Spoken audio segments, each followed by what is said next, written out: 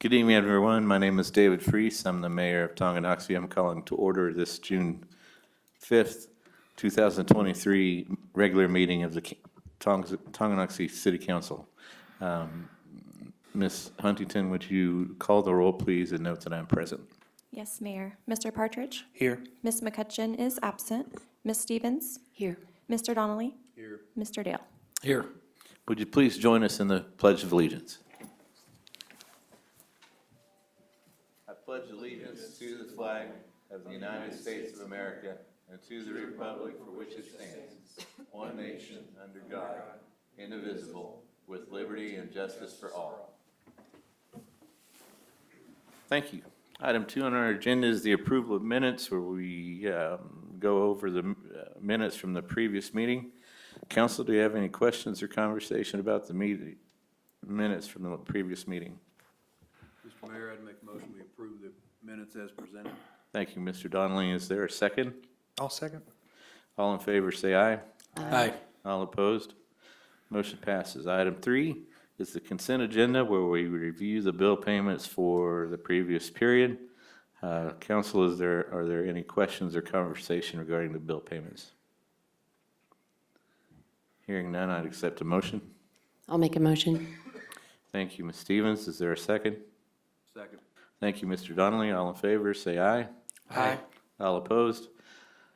Motion passes. Item 4, old business. This is a time when we address older issues or when people sign up to speak. Mr. Porter, did anyone sign up to speak before the deadline? Mayor, we have no signups for speaking other than the opportunity we'll have later at the public hearing. All right, thank you, Mr. Porter. We shall move on to new business. Item A, Tonganoxie Police Department staff recognitions. Chief Lawson. Dan, I kind of skipped over you. I apologize for that. Okay. Thank you, Mr. Mayor, and thank you, Council, for allowing us to take up a few minutes here of your time. I just kind of wanted to take this opportunity. George and Dan and staff gave us the opportunity to kind of address you tonight. With a lot of the different things happening, you know, as we all see on the news and social media, however you get your latest current events. Unfortunately, you know, there's a lot of negative in the press about police and you know, there's some unfortunate things that happen around nationwide, but I think what gets forgotten is some of the good things that the police officers do, and we kind of fail, and me included, to recognize them publicly when my fellows do, and hopefully when we get a young lady someday that comes and works for us, we you know, send a letter of accommodation, put it in their jacket. We try to give them a that a boy or that a gal when they do something good. But so here in the last month or so, we've had a couple different things that have happened. And it was really stuff that was really tremendously positive for the department. I was really proud of the officers that did that, and I'll kind of explain on a couple different levels what those two or three situations were. So first of all, I'm going to start out with Sergeant Colin Clare, who, by the way, Colin's leaving us. He's got a financial position in the private sector, and he's going to hopefully stay on. And Colin's, where is Colin? Right over there. If you want to come up and just drift over this way, you and Officer Peter here. If you guys would drift over this direction. So Colin's leaving us pretty soon. He's going to actually stay on as a reserve officer, help us out. He doesn't have to, but you know, he's going to do that. We've you know, asked him to kind of around and kind of augment our force here. But right before, and knowing that he left and knowing that he was going to leave, he gave us his 2 weeks notice. Actually, he agreed to stay 3.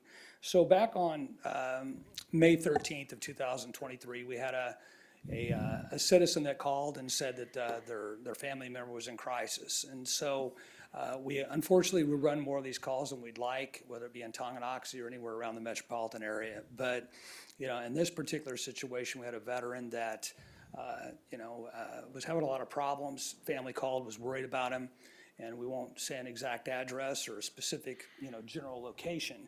But the veteran, was obviously in crisis, and Sergeant Clare and Officer Peter went out there. And I think the biggest problem that we had, I got called. I was attending a family event, and Colin, very very few and far between, calls me and says, "Hey, I need a little bit of guidance here."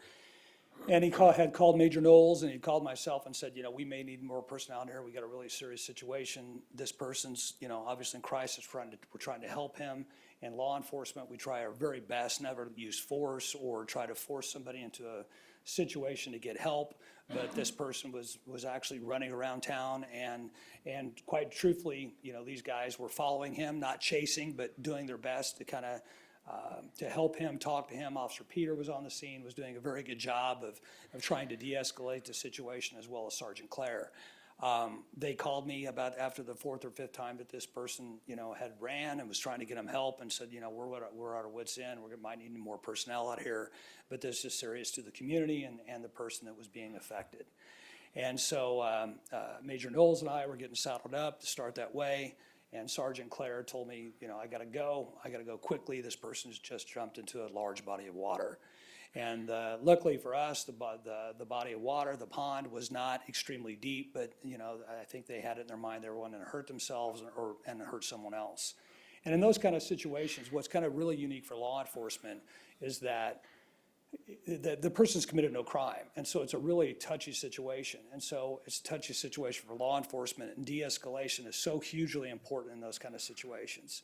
And all of my staff in the last 5 years, we've trained everybody up in CIT, which is a crisis intervention team, to talk low, talk slow, and do the very best not to have to use force and basically reason with that person no matter what the mental ailment. And so these guys did a tremendous good job of that.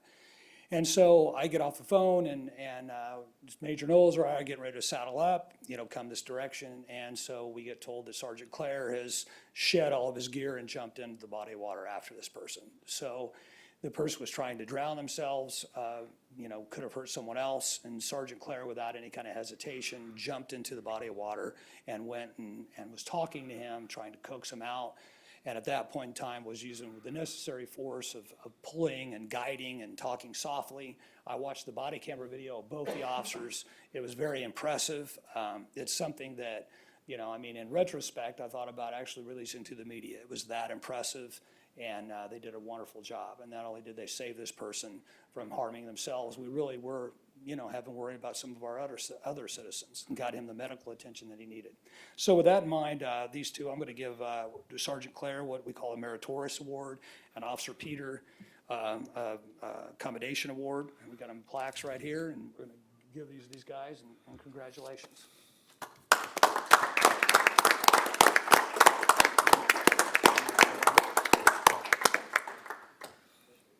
Oh, yeah. All right, that is perfect. Okay, so the second thing is, ironically enough, on May 13th, not on May 13th, on May 25th, Leavenworth County Dispatch calls and says we have a reckless driver that's driving around the area. And that's a pretty common call. Citizens are on the roadway, and citizens are on the roadway, and they see somebody driving crazy. This is Officer Greg List, so I can get those introductions here out of the way. But they'll say somebody's kind of driving kind of crazy, and some policemen better look at it. And so unfortunately, many times, whether you're talking about Leavenworth County Sheriff or Lansing base or Tonganoxie, we're busy, or we just don't run into that person. The likelihood of actually finding them is pretty minimal. But in this case, Officer List was on patrol. He's one of our most probably diligent, active patrol officers, and was out and about and said he saw the vehicle. Well, he stopped the vehicle and was able to get it stopped. And so at first blush, it just looked like an average car stop. You've been reported to be driving crazy, and something wasn't really right with the fellow that was actually in the vehicle. And Officer List very quickly assessed that this person was having a stroke, and that was the reason for the reckless driving. So he called EMS. We got EMS down there. We've been told that, it's kind of touch and go. But what was really impressive about this is not only for the fact that, that he got this the medical attention he needed very quickly, but he very quickly recognized that this person was in some kind of a medical situation. And not to mention the fact that some officers, definitely not any of ours or anybody on purpose, would say, it's a reckless driver. If I run into him, I run into him. But he very diligently was on the search for this person, which probably could have ran into someone else and hurt someone else. So with that in mind, we're going to give Officer List what we call a Distinguished Service Award.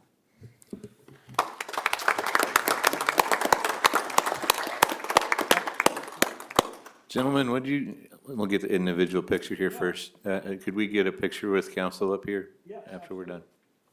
In fact, my whole staff is here. If we could get one with the guys with the award, and we'll have the other staff come up, that's all right with you. Yeah, please. Mayor,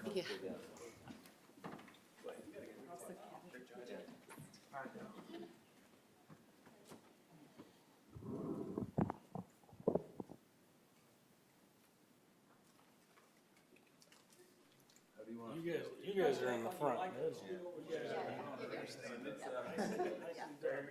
get back here in the back.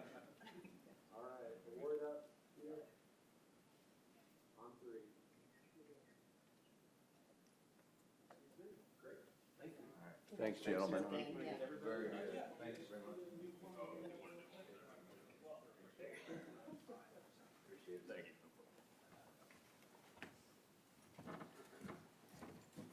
Thanks again for letting us have some precious time here during the meeting.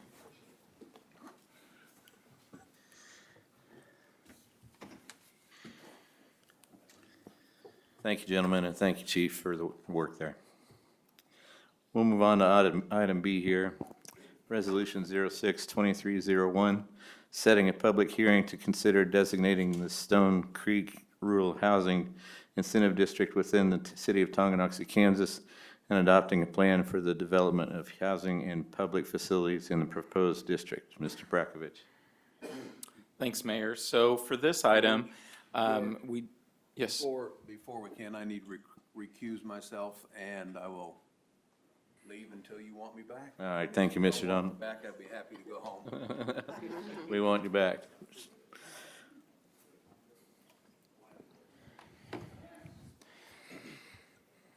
thanks, Mayor. So as Mr. Donnelly's leaving, RHID is the acronym for Rural Housing Incentive Districts. In 2017, we submitted a plan to the State Department of Commerce for our intent to use this incentive at various locations throughout the city. So it's not the entire city limits, it's very specific pieces of property. And in fact, you probably recall, for those of you that have been on for a while, we have two existing RHID projects. Schoolyard Townhomes uses this incentive as part of the financing package to make that project go, as well as West Village on 2440. So this would be our third RHID. Again, this property, this area was reserved back in 2017. And as a lot of incentive packages work, there's two steps in the process. One is you create a district, and then you advance a plan. And once you advance a plan, that's what really starts the timeline associated with these incentives. For RHID in particular, you have to have a public hearing. You can't just advertise for a public hearing. The governing body has to adopt a resolution that sets a public hearing at a date certain. And so the timeframes associated with it that read essentially no more than so many days from the date of the resolution being adopted. The first opportunity for us to consider this or to open a public hearing on this item would be July 17th. So in the packet, that's what the resolution is calling for. It identifies the Stone Creek RHID area. We have materials at City Hall if someone was asking to see what that included. The project's already gone through some planning and zoning components because it needed to change over from some higher density multifamily and commercial over to the single family product that they're producing. So those materials would be made available. But again, tonight, what's up for consideration is adopting the resolution that would then set the public hearing on July 17th. Be happy to answer any other questions, or Ms. Kristolick as well, if you've got any. I just want to clarify, and I believe I understand, we're not having the public hearing tonight. We're setting this resolution to have it on the 19th of June, correct? Correct. So we have some publication requirements associated with that resolution, but July 17th is the date we're targeting. Okay. I don't know if anyone's here who wants to speak on this issue, but isn't able to make the 19th meeting. I'd welcome your comments tonight if you'd like at this time. And I'm not seeing anyone, so, okay.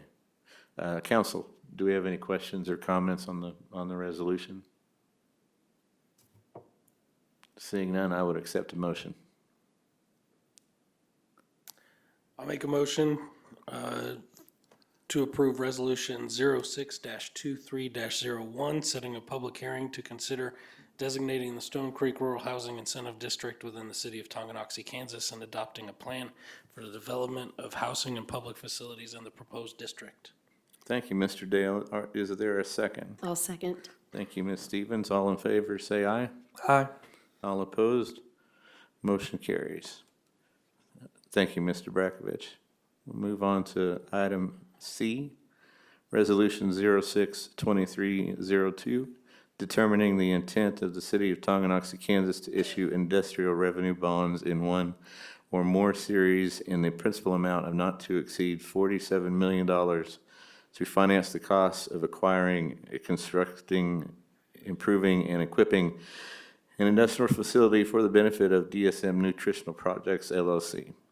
Mr. Brakovich. Thanks, Mayor. So we've got a couple of presentations to go through tonight that are related both to the use of industrial revenue bonds, how that works. But I think first and foremost, I'd like to introduce Greg Jones with DSM and ask Greg to come to the podium. And he'll probably make some additional introductions of other DSM staff members that are here. And similar to what we did with Hills, what we've asked DSM is to prepare a presentation and tell you a little bit more about who they are, what they plan to do with Lot 1 in the Tonganoxie Business Park, and of their interest in Tonganoxie or in this region as a whole. And when they're done with their presentation, staff, we've got a presentation to kind of roll through procedurally where we're at with the project, again, with the use of IRBs and a development agreement. So with that, Greg, I'll turn it over to you. Thank you, sir. Thank you. Good evening, Mr. Mayor, City Council members. Greg Jones with DSM Nutritional Products. I'm the Regional Engineering and Assets Manager for our Animal Nutrition and Health Unit. And I'm also the Project Director for this project that we're looking to bring to your city. With me tonight, I have Lance Collar, who is the Site Manager for our Fort Worth, Texas premix plant. He's going to be helping with the presentation. And also David Tinsley, who is our engineering manager for this project. Thank y'all for letting us present tonight. I wanted to be the one to present because I will actually be moving to Tonganoxie or somewhere in this vicinity and running this plant. So I'm going to try to start off early in the project as construction manager and then roll into the site manager. So definitely looking forward to meeting you guys in person, and figured, coming from the guy that's going to be boots on the ground, maybe, any questions you had would, be good come from me. So with that said, I'll roll straight into it if you want to. I guess I can start with this slide. DSM is definitely global, we'll see it in a minute, purpose-led, science-based leader in health, nutrition, and we do that? And bioscience. So I wanted to give a little bit of history, because who's heard of DSM before it came forward to you guys? Probably nobody, right? I never heard DSM before I started working for them, but it wasn't quite 1902, but it was several years ago. So I did start, actually Greg and I started about the same time over in Freeport, Texas. They built a beta-carotene plant down there. And we got to jump in and find out who DSM was at that point. But in the very beginning, 1902, and my grandfather that worked for Dow Chemical down in that area actually told me when I started working for DSM, do you know who they are? I said, no. And it's the old Dutch State Mines Company. So he knew before I did, and I worked for him. But they were a coal mining company back in Dutch born and raised back in the 1900s. And then they went to petrochemicals, and then into nutrition, and then to where we're trying to do more balanced look into things in the future. So here's kind of the portfolio over the years and how it was kind of spread out, and you can kind of see that we were definitely heavily into petrochemicals at the very beginning of it. Lots of petrochemical plants and stuff around the world, until where we got into nutrition, and nutrition was huge, until where we're trying to spread nutrition out to where we're going to be a little bit more diverse. But here's some of our global footprint, and I can't read that slide very good. I didn't know it was going to be that far away. So we do have 30,000 plus employees worldwide, so it is not a small one. We're in over 400 sites, 90 countries, We are publicly traded. $30 billion right now is on the market. It is publicly traded on the European Stock Exchange, or Amsterdam. So it's not necessarily here, but it is publicly traded.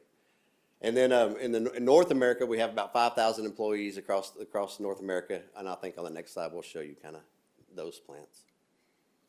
Or one slide down. Okay. And so some of our portfolio, we are big into, so we're a huge ingredient company and the hugest ingredient company around the world, but we are really big into vitamins. So you see we make A, B, C, D, and beta carotene. So a lot of those things will definitely, that's what's going to fit into this plant here in Tonganoxie. We're going to actually mix those ingredients here for animals. So, and then we got probiotics and a lot of other things that we do with some of the other ones, but without a doubt, everybody in this room has had something in a drink or in a food today that had DSM ingredients in it. If not, your pet did for sure. So here's our, we do have several divisions. Our division here is the animal division, and this is our vision. So we are customers at the heart, sustainability in our DNA. We are precision, nutrition, and health solutions for future of animal farming. So we're definitely, when you talk about sustainability, I've been around for a long time, and it's like we try to reduce 25% in sustainability every year, recycling and different avenues. So we'll see a little bit of that in a couple slides. But here is our footprint around the world for A&H. And you can see North America, there's just 5 of us, but around the world it's huge. So this will make number 6 here. This is, and I definitely can't read this slide. Oh, I'm telling on myself I didn't memorize these slides for sure. But these are our plants in the United States. I know them for a fact because you actually went to Ames, Iowa, right? Yes, So Kevin Durr, the plant manager there, I'm sure he toured you around himself. We're pretty small plants, so usually plant managers or quality manager will tour everybody around.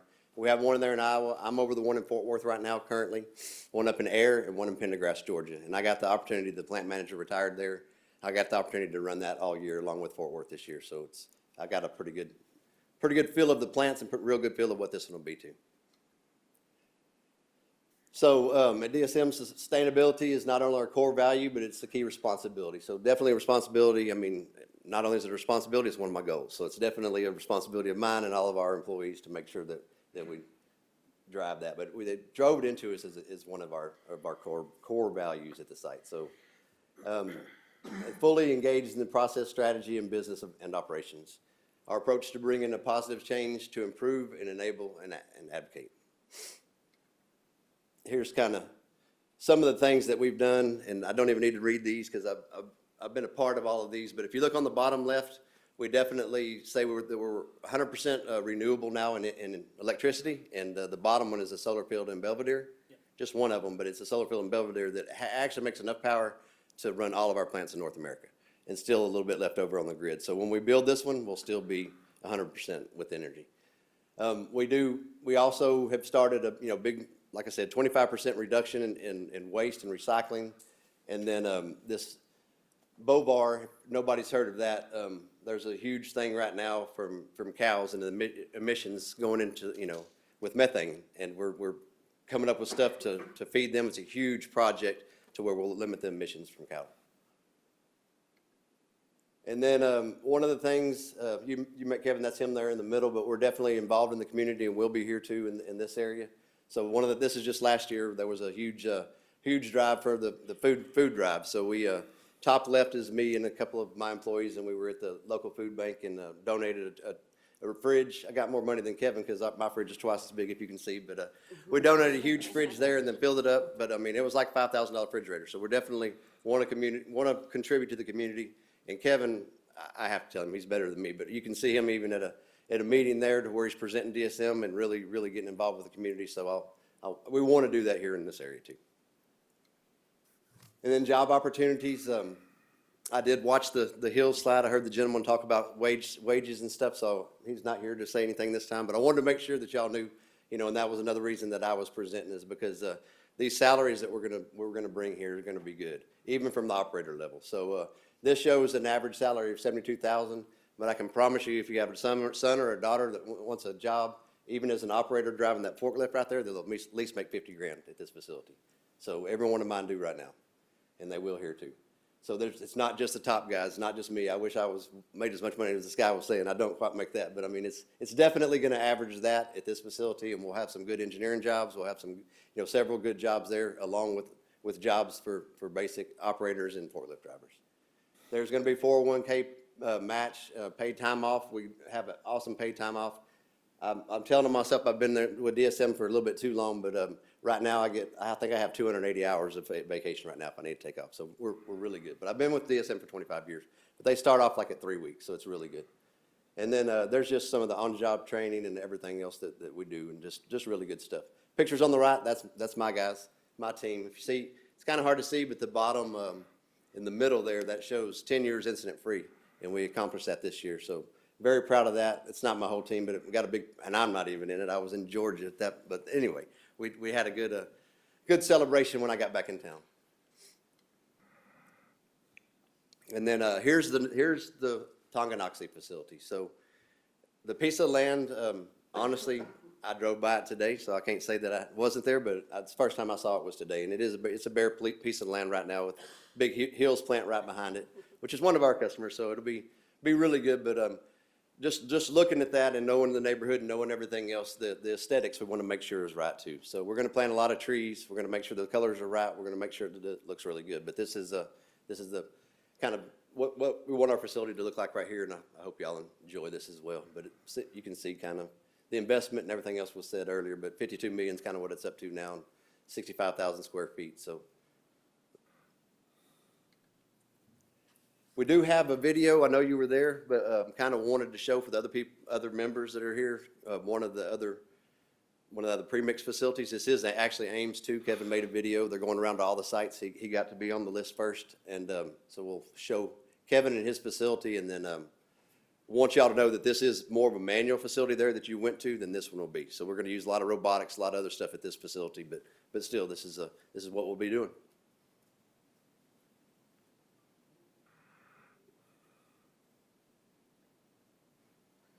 No, if it works. Is that you doing it or him? No. Okay. If the link doesn't work, if we go to YouTube and probably search DSM Ames, that'll come out. So it was my birthday and my wife's birthday this weekend, so if I'm a little bit red, it's not because I'm too nervous, and maybe a little bit that way too, but we got sunburned like crazy in the pool, so I'm sitting here in a coat like, usually I have my sleeves rolled up, I won't look like this either. Well, happy birthday. The area does look really, really nice here. I'm looking forward to finding, if anybody knows the realtor, when I'm on my way out the door, hand me a card for sure. It's a great community. Yeah, Absolutely. it's beautiful. I'm tired of driving in and out of Fort Worth traffic, so I'm glad there will be a lot less traffic. Yeah.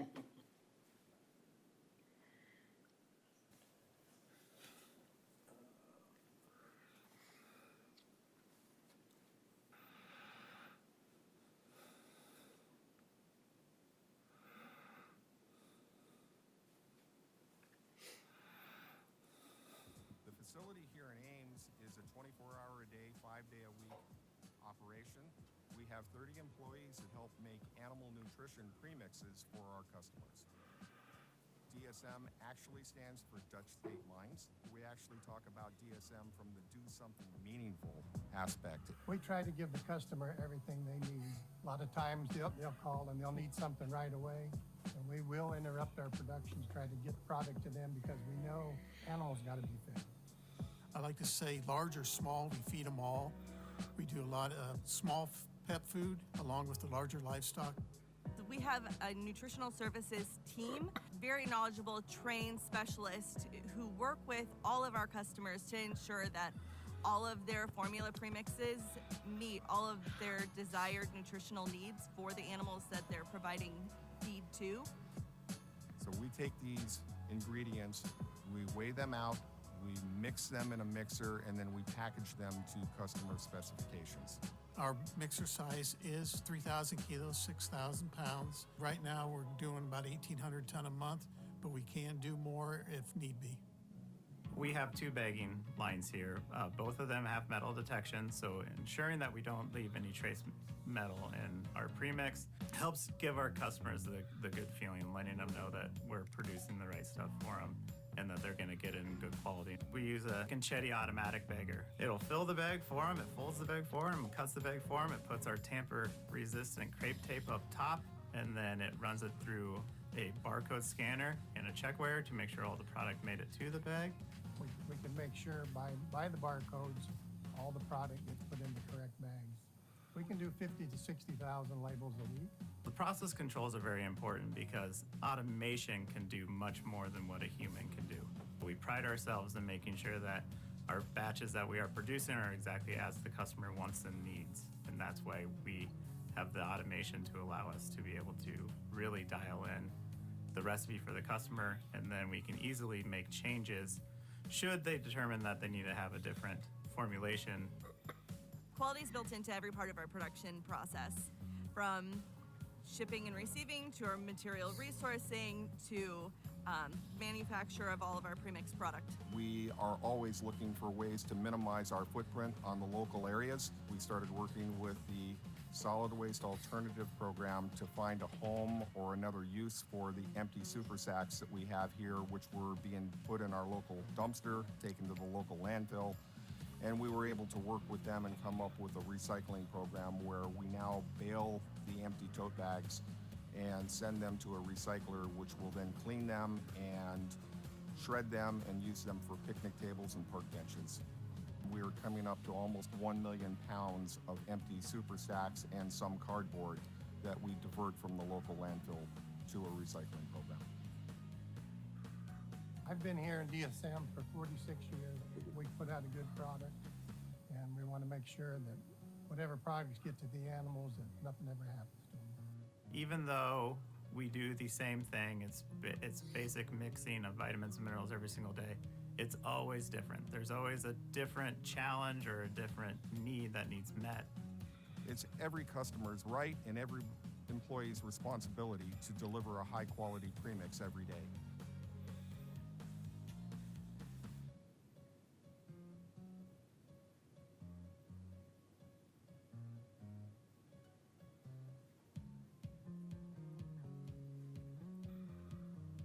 That's the end of it.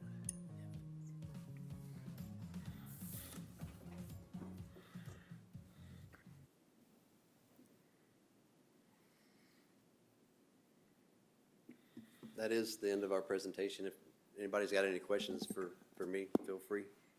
Do you mind if we have any questions? I don't mind at all. All right. Well, welcome to Tonganoxie. One of the top concerns, if not the top concern, is whether this will have a smell, whether there will be any dust or anything that will be coming from the plant, anything that might negatively affect our quality of life and our environment in Tonganoxie. Is there anything at all that you can think of that may affect us? I can tell you for a fact a vitamin does have a little bit of a smell to it. I'd be lying if I said it didn't. So when you walk into it, when you smell your feed, and you're smelling the vitamin inside your feed, but it's not strong and pungent. And if you're right outside the door of the Fort Worth facility, you won't smell the smell. So you'll smell a little bit inside, but it's not going to be. It's not that pungent that you'll smell it in town. You won't even smell it outside the door. So. Okay, thank you. Council, do you have any questions? I would like to comment on that question. It's an excellent question because we were always asked that. And having taken the tour through the facility and actually drove around outside before we got the tour and my wife attended, you would not know anything different than a local feed store where you go get your feed or anything, and you don't hardly smell anything at all, even when you're inside right next to all those bags. They're all there. I saw them. It's just amazing that it was, if I remember, it's north of 50-year-old plant. It's pretty old. In Ames. So it's 60s, built in the 60s. It's been there a long time, so I will attest that unless they did an incredible job of cleaning up before we came. No. It looked dirty to me. It's going to be a positive impact for our community. Thank you, Mr. Donnelly. Council, any further? Thank you. Well, we're really excited to see how this project goes along, so thanks so much for coming up and presenting today. Yep, no problem. Thank y'all. Thank you. Look forward to having you. Okay, Mr. Brakovich, what's the next order of business here? Well, Mayor, we've got a brief staff presentation that will kind of lead to one of the first things associated with this project, which is what we've advertised for tonight, and that's the opening a public hearing to consider the use of IRBs and granting a tax abatement.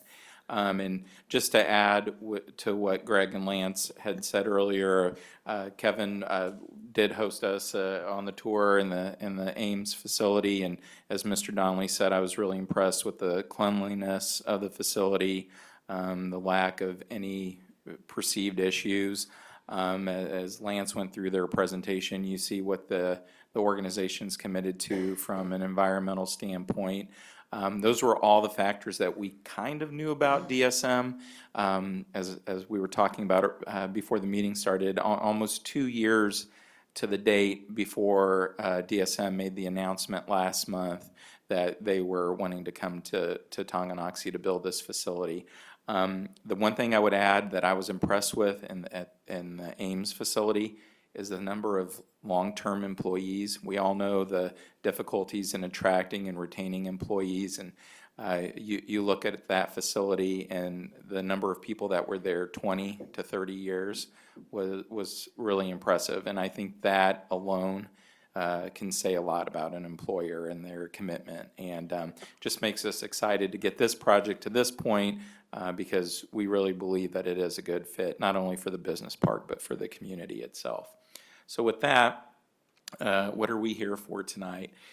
So 2 things associated with this. One, as I mentioned earlier, is opening a public hearing to consider the use of the IRBs or industrial revenue bonds and granting a tax abatement as allowed per our tax abatement policy, and then obviously following all the statutory procedures associated with that.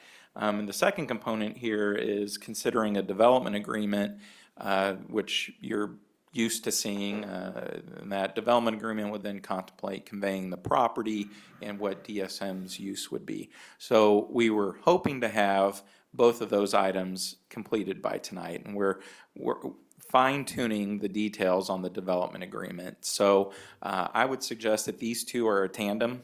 They go hand in hand, and so if we have an opportunity at the end of this presentation, Mayor, to open the public hearing, I think one of the options available to you would be to then just continue the public hearing to our next meeting on June 19th, where I'm confident we'll have the development agreement done and we can do maybe both approvals in that night.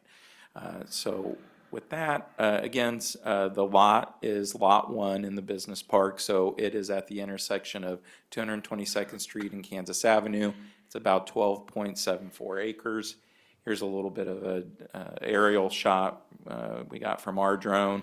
Again, you can see the logos, Hills, DSM on that approximately 13 acres, Unilock to the right on about 30 acres, and then Hills, which has about 80 acres. That leaves a couple of other lots in the area. But we feel it's a well-positioned project for this corner lot. They have already shared the architectural renderings. I think this is going to be a world-class facility. So the IRBs. So again, for people that aren't familiar with what industrial revenue bonds are used for, it's not anything that the city issues with our full faith and credit backing to. But in the state of Kansas, it's one of the ways to get to this 10-year tax abatement. The economic development rider that's provided through the state constitution is one, and then the use of the IRBs is another. In this case, the project is over $50 million, but they are applying for $47 million in IRBs.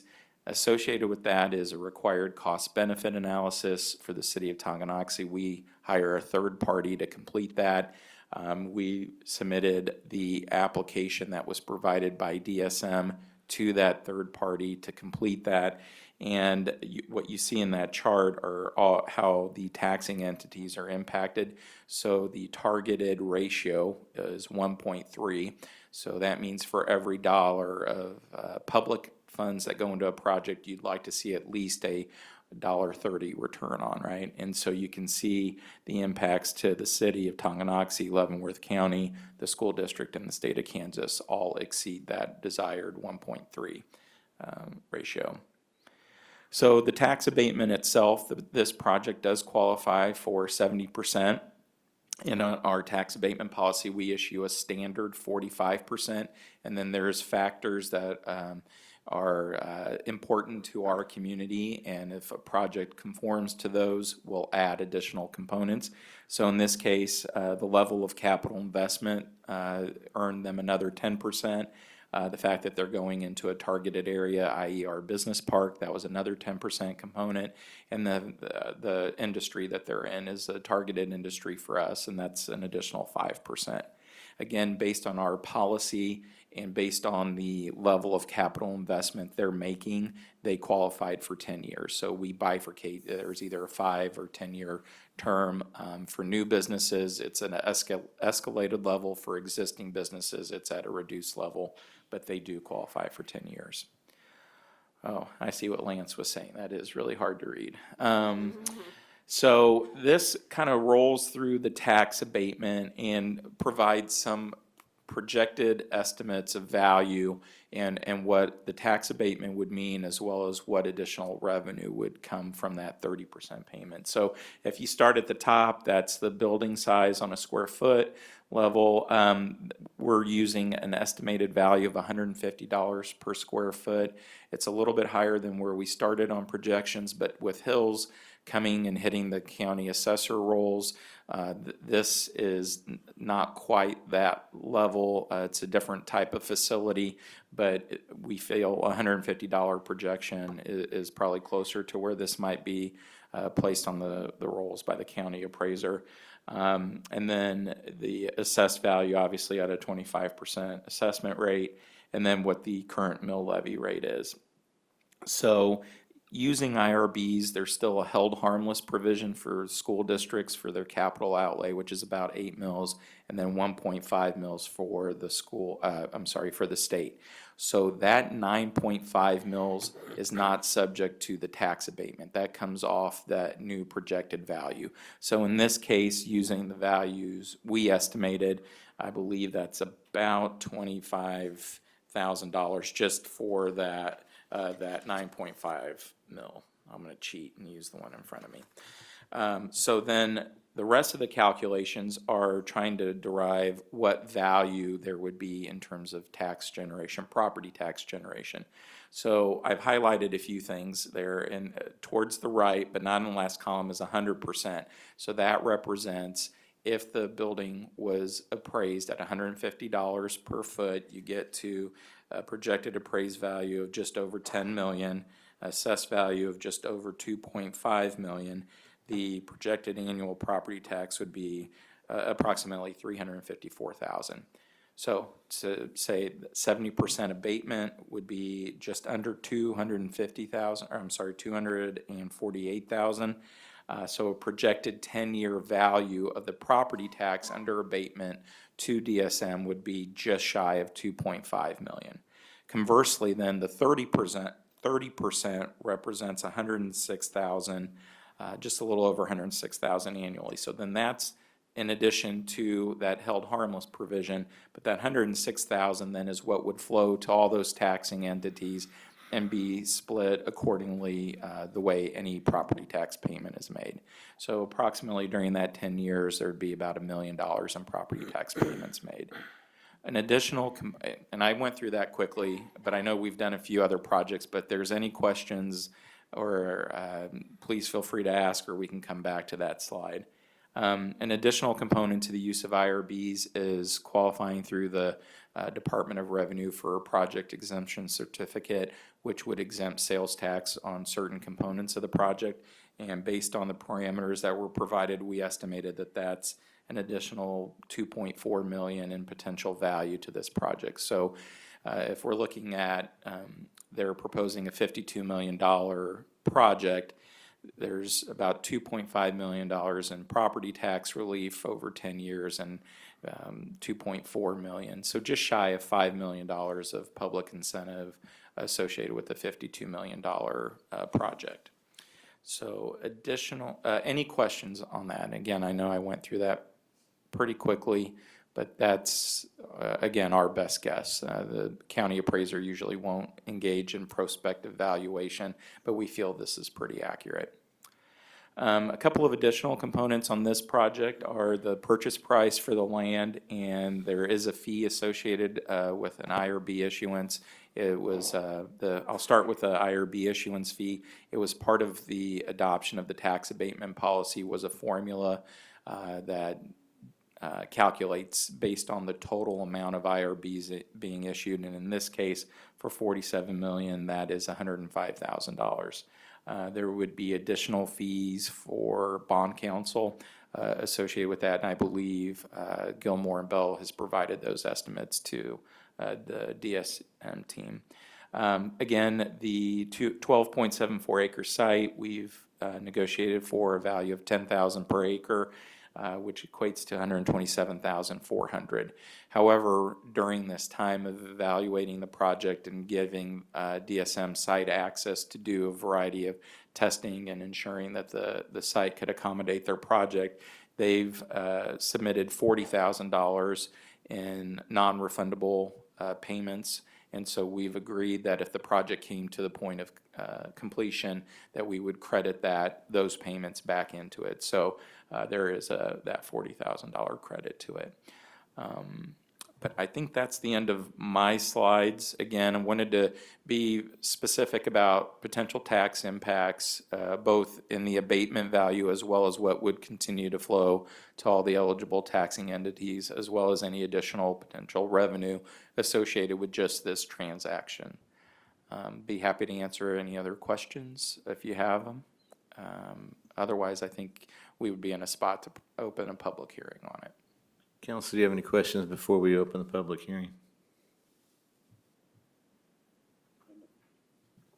Not seeing any. I will now open the public hearing for this resolution. Is there anyone who cares to speak at this time? I am not seeing anyone, but we will continue this public hearing to our next meeting of June, what's the date? 19th. 7 p.m. At 7 p.m. Correct. All right, thank you all. Thank you for presenting and coming down to talk to us tonight. Okay. Moving on. Item D is consider the recommendation of the Tonganoxie Planning Commission for appointment of Kirsten, Moreland, to fill the remainder of an expired term previously held by Megan Vestal on the Tonganoxie Planning Commission. Mr. Brakovich. I'm going to actually ask Mr. Porter to take this one. Thanks, Mayor. So we're excited to introduce Kirsten Moreland to you. She's here tonight and glad to give you a couple moments to ask any questions you may have or share a little bit about herself. We did post the advertisement for the city position, one of the 7 positions on the Planning Commission that was vacated with the recent decision of Megan Vestal not to reapply. She submitted her application and has been interviewed by the Planning Commission at the meeting last week, and they unanimously recommended her for the City Council's consideration. And just procedurally as well, when we conclude this item, the mayor makes the appointments to the Planning Commission with the consent of the governing body. So that would be the action you take to accept her as the next Planning Commissioner. But I'll turn it over to you, Kirsten, for any comments. Thanks. Good evening. My name is Kirsten Moreland. My husband and I located from Lansing to Tonganoxie a little over 2 years ago, something like that. I have previous experience. I served on the Lansing Planning Commission for 7.5, almost 8 years. I think it's a really important committee, and I take it very seriously. I actually think it's probably one of the hardest working volunteer committees or commissions for any city. What can I tell you? Thank you. Council, do you have any questions for Kirsten? Yeah, thanks. Yeah, Wanting thank you. to serve, we appreciate it. Sometimes it's hard to get people to even consider serving. So Yeah. thank you for My considering. pleasure. And it is Kirsten, correct? All right. Well, council, I would like to appoint Kirsten to the Planning and Zoning Council and with your blessing. So at this point, I would accept a motion to do so. I'll make that motion. Thank you, Ms. Stevens. Is there a second? I'll second. Thank you, Mr. Partridge. All in favor, say aye. Aye. Aye. All opposed? Welcome aboard. Motion passes. Thank you very much. Thank you Thank for you. volunteering. Okay. Moving to item E, consider approval of bid for salt barn facility repairs. Mr. Porter? Thank you, Mayor. Ken Heskett is here, our Public Works Director as well, if you have any specific questions about this item, but I'll give a brief introduction. What's being proposed tonight is the approval of an action to complete repairs that weren't planned in the budget cycle last summer. Over the past year, we've seen deterioration of the corner of the fabric and outer layer of the salt barn located at our Public Works facility. You can see a picture of that on the agenda statement in the packet for this item.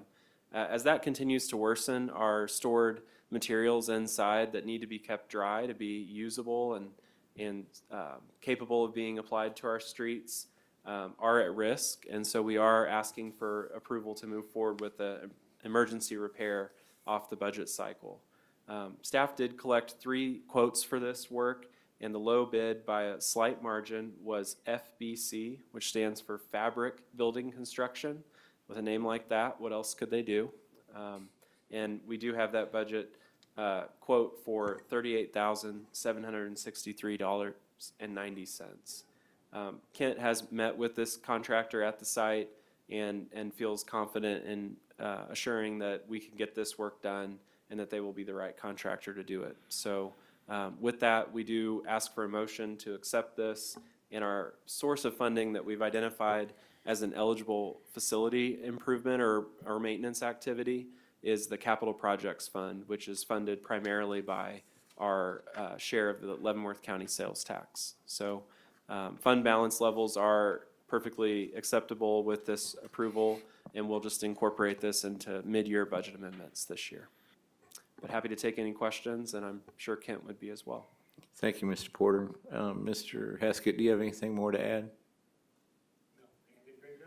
Okay, thanks. Council, do you have any questions or conversation? If not, I would accept a motion.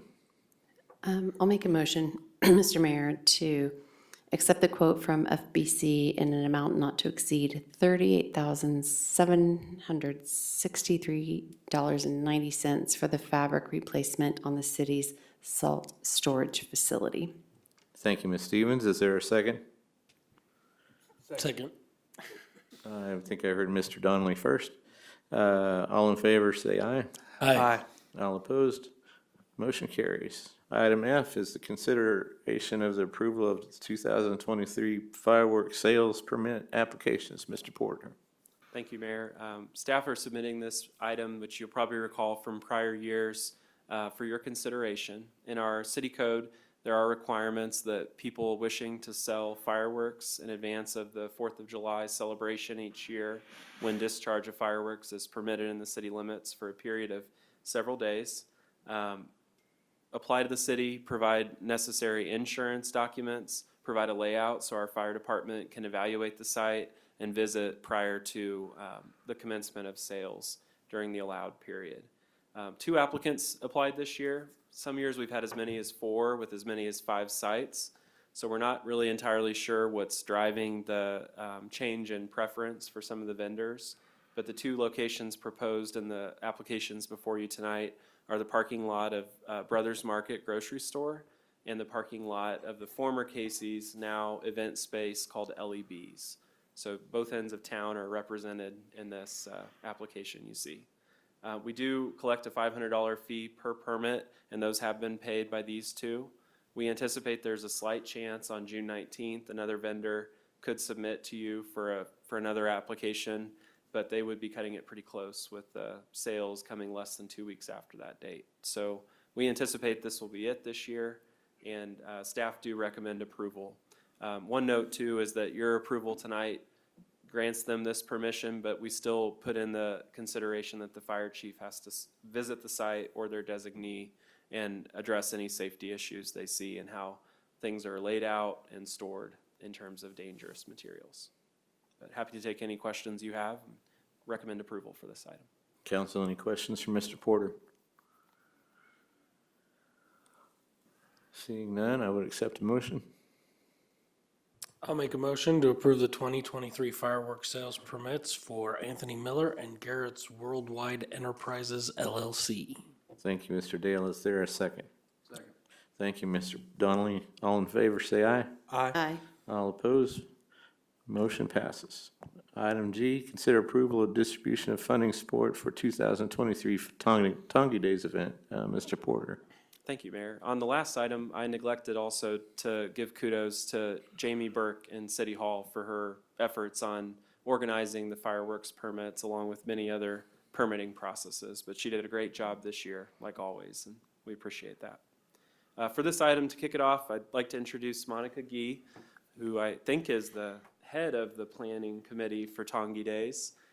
She submitted the attached letter included in the agenda packet that details the event budget and some of the programming ideas for this year's event.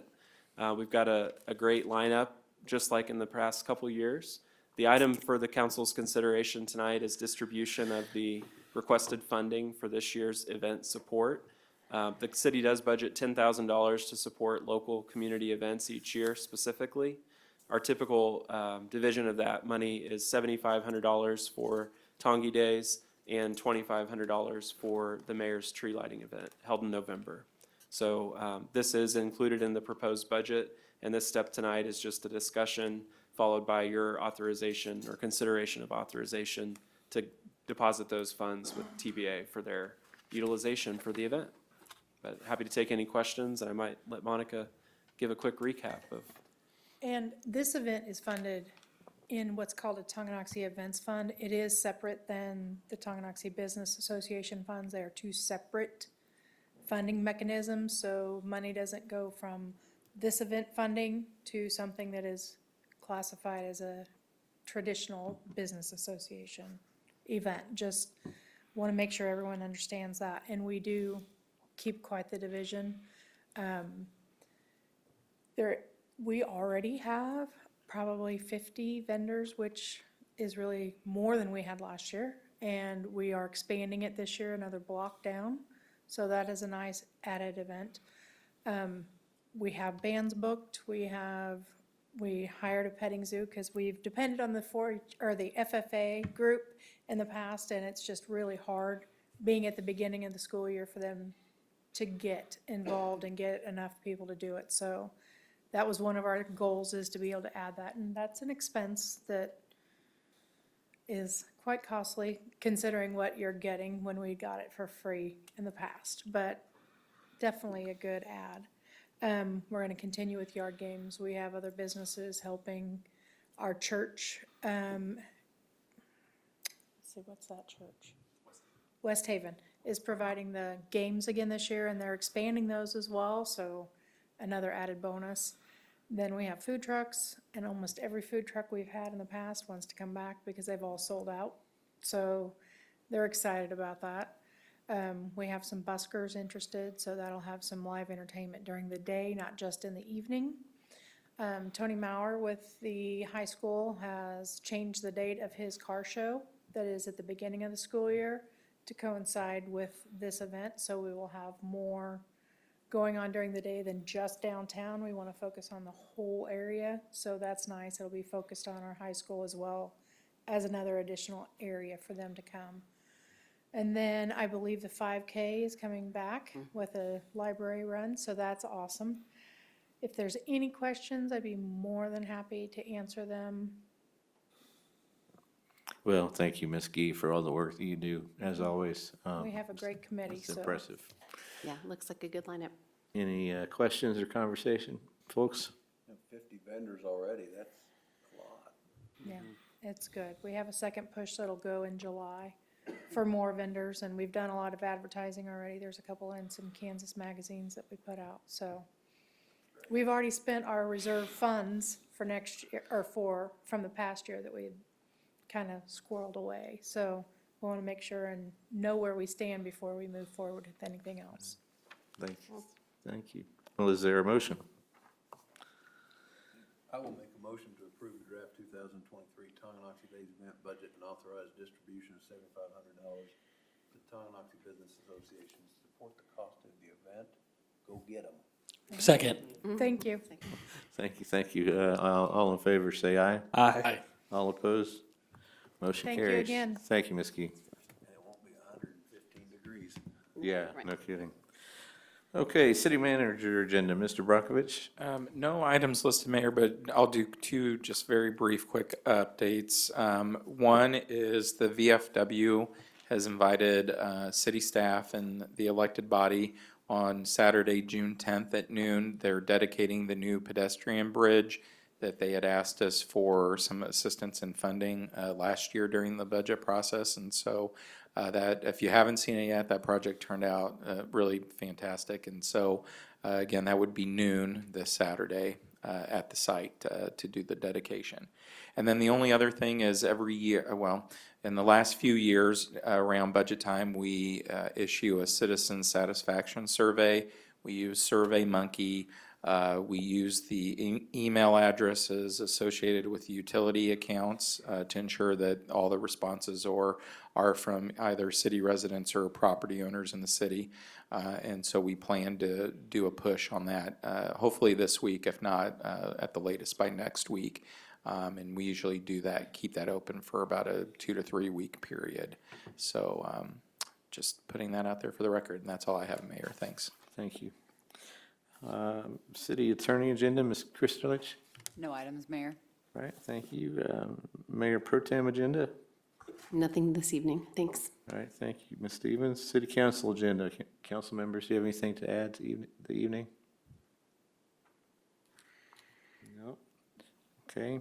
I will just say I've spent the last 8 days in Los Angeles, and we got a good life here.